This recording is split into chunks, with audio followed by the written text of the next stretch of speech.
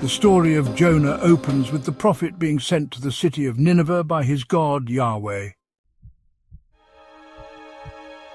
Now, Jonah, being reluctant, tried to escape on a ship to Tarshish, but was thrown into a raging sea and swallowed by a great fish.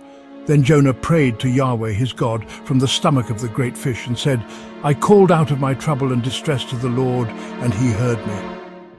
Out of the belly of Sheol I cried for help, and you heard my voice. For you have cast me into the deep, into the heart of the seas. And the currents surrounded and engulfed me. All your breakers and waves passed over me.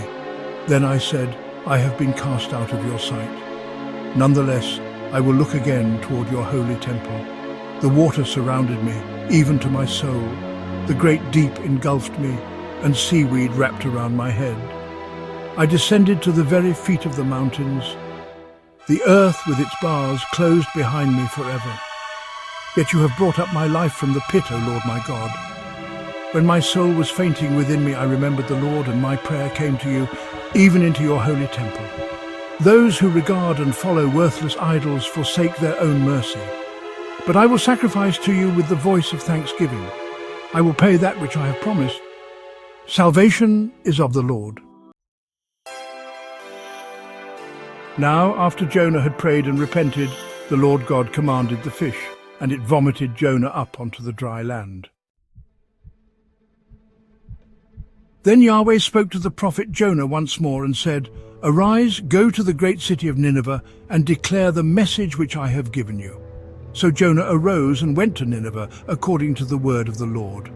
Now, Nineveh was an exceedingly great city, consisting of cities about 60 miles in circumference, which would have taken approximately 3 days to tour. On his first day's walk, Jonah began to go through the city, and he cried out, 40 days more remain before Nineveh will be overthrown."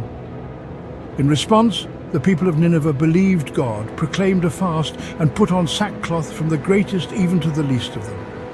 When the king heard the prophet's warning, he arose from his throne, took his robe off, covered himself with sackcloth, and sat in the dust. Then the king proclaimed and published throughout Nineveh, endorsed himself and his noble men, saying, "Let no man or animal or herd or flock taste of anything. Let no one eat anything or drink water. But let every man and animal be covered with sackcloth and cry out mightily to the God of heaven and earth. Let everyone turn away from their evil doings and from the wickedness that is in his hands." Who knows, God may change his mind toward us and turn away from his fierce anger, lest we perish.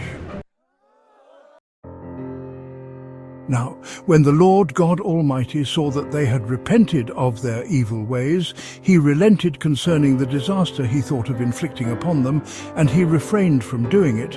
If you've been intrigued by this series, please feel free to stick around for the next chapter in Jonah's life. Until then, peace.